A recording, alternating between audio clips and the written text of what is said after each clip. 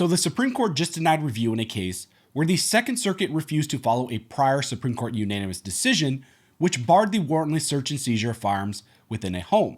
So let's talk about this. But real quick, before I jump into this video, I want to ask that if you're not currently subscribed to the channel, please consider subscribing. Today's actually my birthday, so if you guys want to give me a super easy gift, hit that subscribe button. One of my goals for the end of the year was to reach 400,000 subscribers.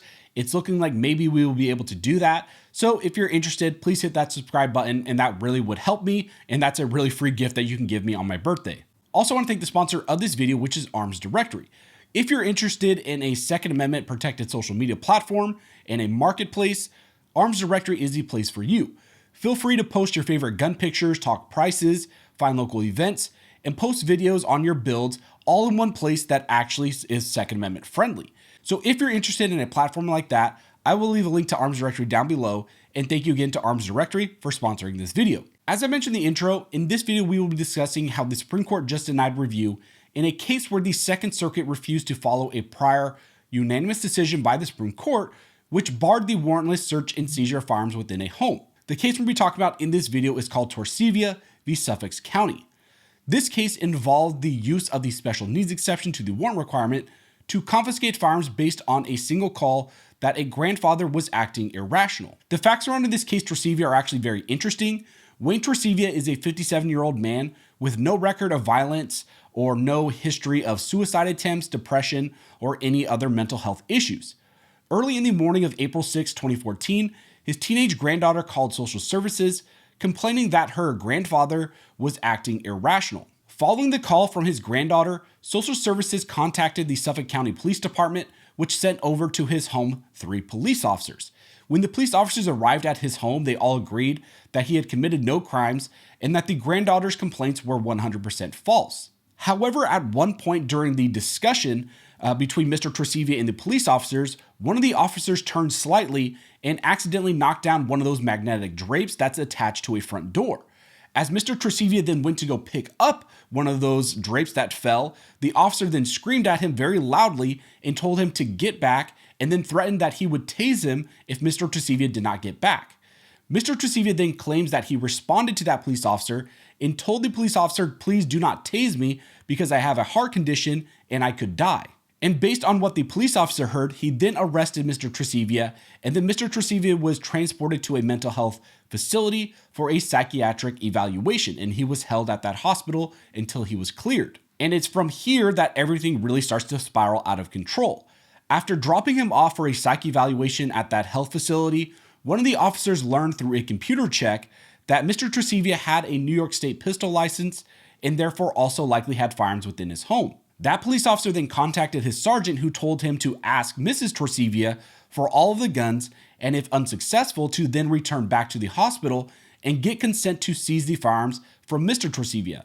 However, both Mr. and Mrs. Torcivia denied the police officer's consent to seize those firearms. Now, eventually, his psych evaluation came back clear, and he was cleared for release about 12 hours later. His initial discharge had no condition that he be released, only if he surrendered over his firearms to the police department. However, a social worker on the case told her intern, upon finding out that he would be released, to get the combination of the gun safe and to get those firearms turned over to the police department. Now, initially, Mr. and Mrs. Torcivia fought against this. They did not want to give over the firearms, but under threat that he would have to remain in the hospital despite him being cleared to leave and him being threatened that he would not be released, eventually he did give over the combination to the safe and gave up those firearms. Later down the road on May 6, 2014, he then requested the return of his firearms from the police department.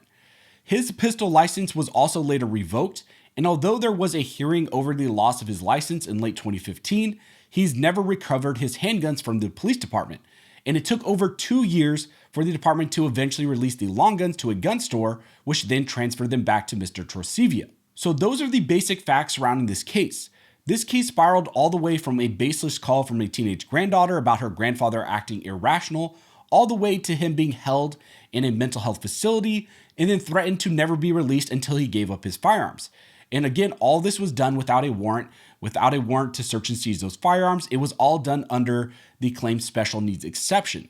This case made its way up to the Second Circuit for review, and on review, the Second Circuit found that under the special needs exception to the warrant requirement, the police were able to engage in this type of conduct. In reaching that ruling, the Second Circuit largely ignored the recent Supreme Court unanimous decision in Coniglia v. Strom. In fact, the only mention of that case was in a single footnote. The Second Circuit Court of Appeals simply asserted that the special needs exception is different than the community caretaking exception that was at issue in Coniglia. Now, it's also important for this video that you understand a little bit about what happened in the Coniglia v. Strom case. The case Coniglia v. Strom is a case that was decided on last year by the Supreme Court, and the Supreme Court issued a unanimous decision.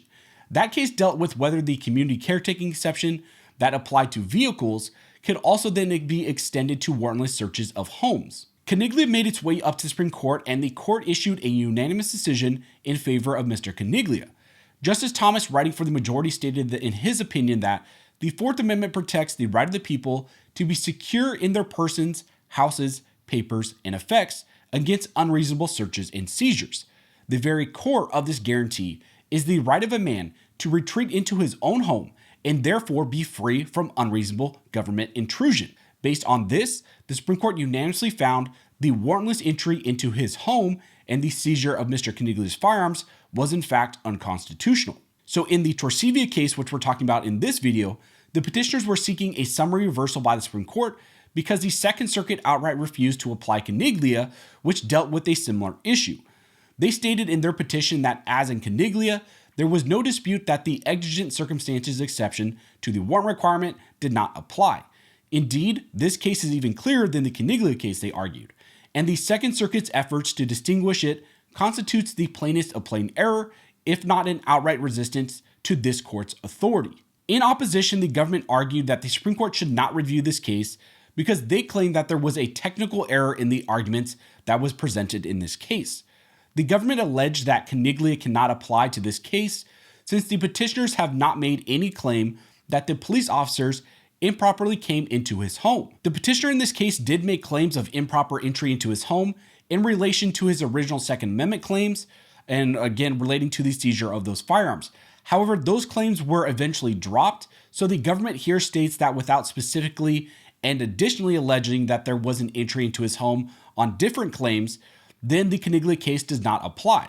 Here the government is using a technical pleading issue to get the Coniglia case to not apply here, in this case, Torcivia. Then the government also argues that Coniglia does not apply because Coniglia dealt with the community caretaking exception, where this case deals with the special needs exception. They argue that the petitioner's argument that the appellate court merely rebranded the community caretaking exception as a special needs exception is insupportable. So they are saying that they are very different from one another. And the update I have for you in this case is that the Supreme Court just issued an order denying certiorari, which means that they will not review this issue. Whether that is because they believe Coniglia does not apply in this case and situation, or because the petitioner did not properly plead the issue on the unlawful entry into his home, we really do not know. That is one of the unfortunate aspects when a cert is denied. We don't always get an explanation. We don't always get a dissent kind of explaining things. So now the state will get to point to the denial by the Supreme Court as some sort of support for that they can engage in these types of warrantless searches, of these types of warrantless seizures of firearms under the special needs exception, and that Coniglia does not apply to those types of actions. This case was important, like Coniglia, because it dealt with your protection against searches and seizures of firearms within your home without police getting a warrant under those loose government rationales like the community caretaking exception and the special needs exception. So I just wanted to update you guys on this case because a lot of you were asking about it. So that is the recent update. The Supreme Court did in fact deny certiorari. They are not going to review this case. If you have any questions, go ahead and comment down below and I'll try to answer the best of my ability. Also, if you like this video and like support the channel, one of the best ways to do that is to like, comment, and subscribe. All those things help to fuel the algorithm or fuel Al Gore's rhythm. It adds fuel to his jet and signals to YouTube that you guys see value in these videos and in this type of two-way news. Again, I want to thank everybody who likes, comments, subscribes, who hits the notification bell, who shares these videos. You guys are directly impacting these videos, impacting this channel, helping me to reach and educate more people than I could ever do on my own. So as always, thank you all for watching. Don't forget to like and subscribe. And never forget, this nation is built by armed scholars, and this nation will be maintained by armed scholars.